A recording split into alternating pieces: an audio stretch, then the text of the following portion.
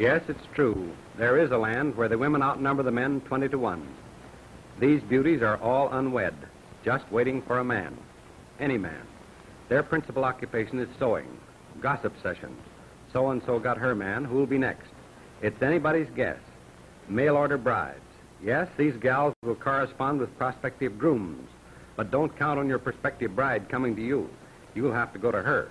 Where? How? Clear down to the tiny island of Saba here in the Netherlands, West Indies. You can't go by plane because there's no landing strip on the island. You will go the hard way, by boat. In the evening, the women play cowboy records and sew.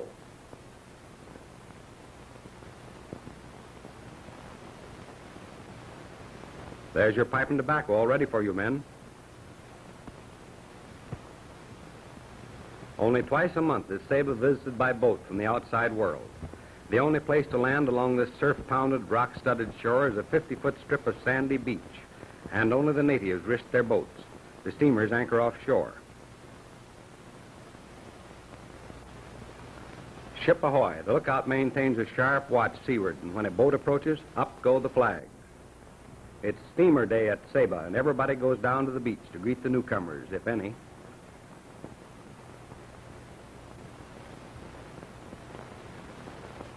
Hurry, hurry, hurry.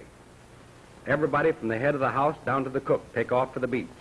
It's a big day. It's almost 2,000 feet straight down, too. But these people don't mind in the least. The ship's cargo is swung by crane and stowed in the native boats, which take it ashore. It's not fun rowing back through these shark-infested waters. The native boats park along the sandy beach, ready to dash out through the surf to bring in supplies and passengers when there are passengers landing. No one stays home on steamer day. Even Mom and the kids go down to the beach. Somebody's moving away from the island. Most of those who leave never come back, and that's what makes these partings so sad.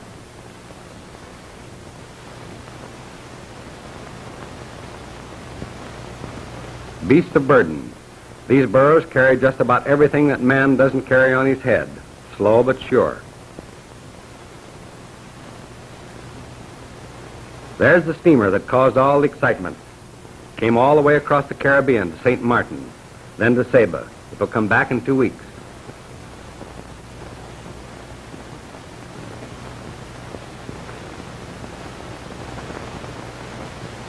That winding trail you see down to the beach follows the path of the lava flow from the old crater.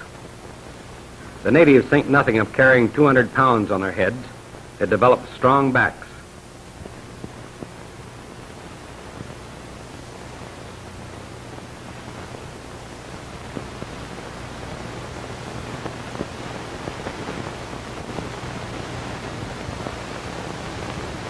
His Excellency, the Governor.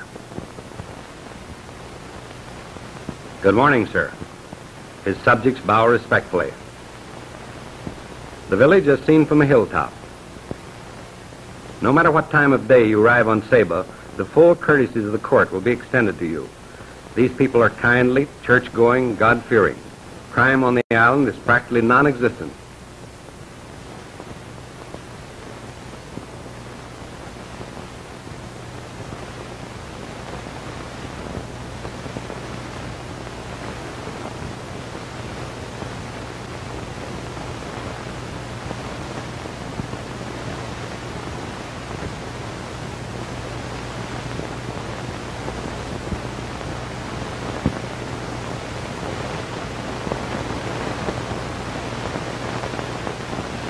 These boys have killed a chicken hawk.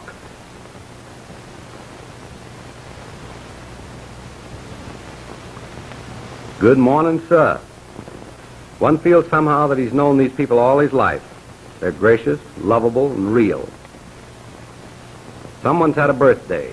It's the custom to send servants with flowers on these occasions. No one's overlooked. All birthdays are remembered.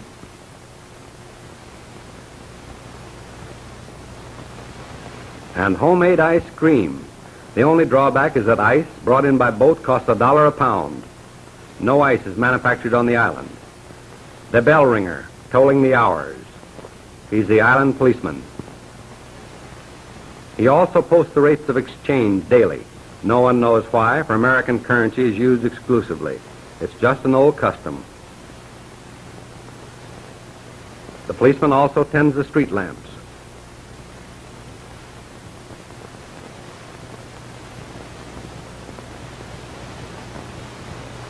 Surveying for a road on Saba. Where to? Where else would a road go on Saba but down to the beach?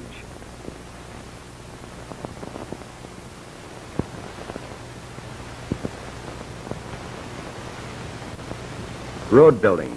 This primitive method of transporting stones on top of the head doesn't bother the Sabans. It's all in the day's work. Why be in a hurry anyway? No one's going anyplace. Nothing like perseverance and an abiding faith in one's ability to get a thing done someday. Even a stone bridge that will outlast time itself.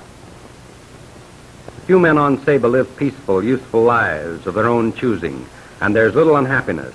It's God's own paradise, a land of unlimited freedom and an abundance of homegrown foods and women.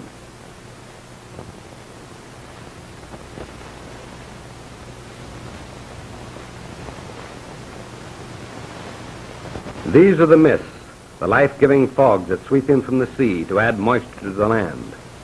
There's little rainfall. Bananas, all you want for the picking in a fertile, evergreen wonderland. The higher the land, the more moisture it receives. It's uphill climb, but it develops the leg muscles.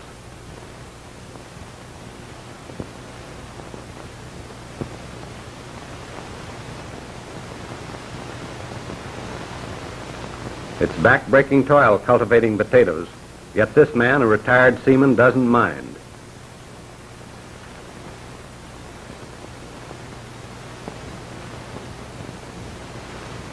Everything is green the year round. Lush grass makes excellent stock feed. At the end of the day, enough is cut and carried down.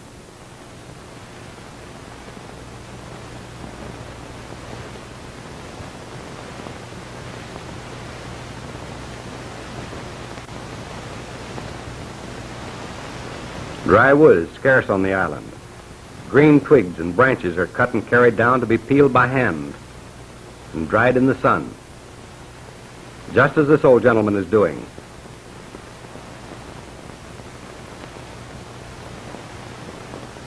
Goat's milk is a vital part of Saban's diet.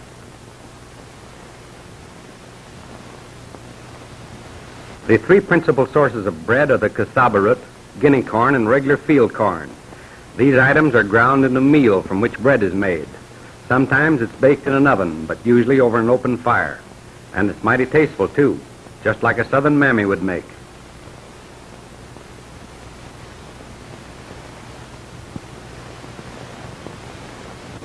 Cabbages that grow tall and stately. That's because the leaves are picked as fast as they grow. There's the school teacher on her way to work.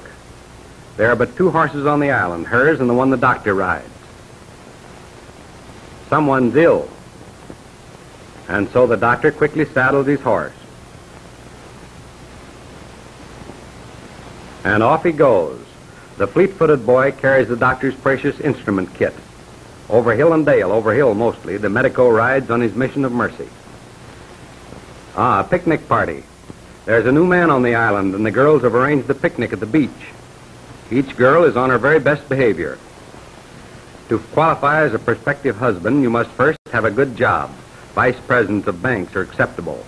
Be attractive, able to dance well, have good character, be physically sound, and a very moderate drinker if you drink at all. The girls on Saba have hope chests, but no money. They sew, cut hair, dance, and cook.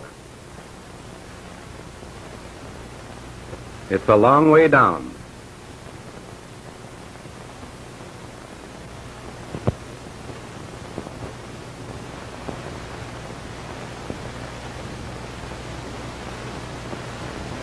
Those bathing suits have been on the island a long time.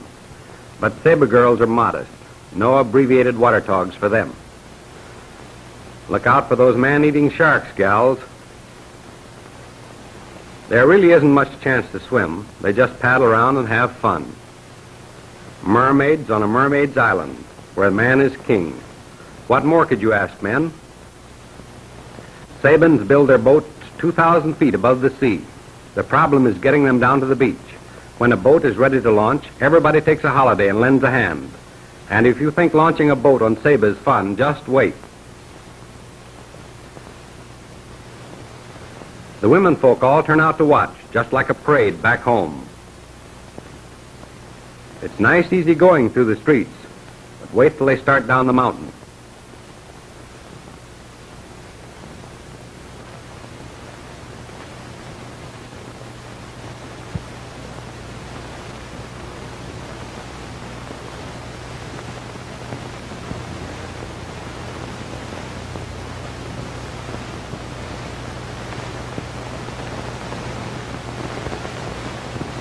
This is it.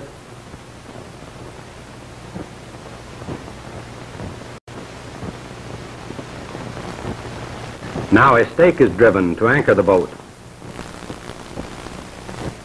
A rope is passed round the stake to ease the craft down the mountainside. The entire job requires better than 4 hours.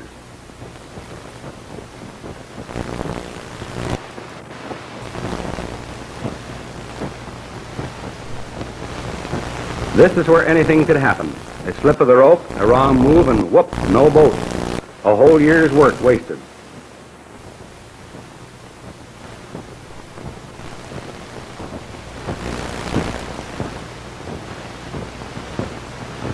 But at last it's down, safe and sound on the beach, and the craft is launched on its maiden voyage. So, having greatly enjoyed our stay on Saba, we say goodbye and leave the tiny island to its attractive women.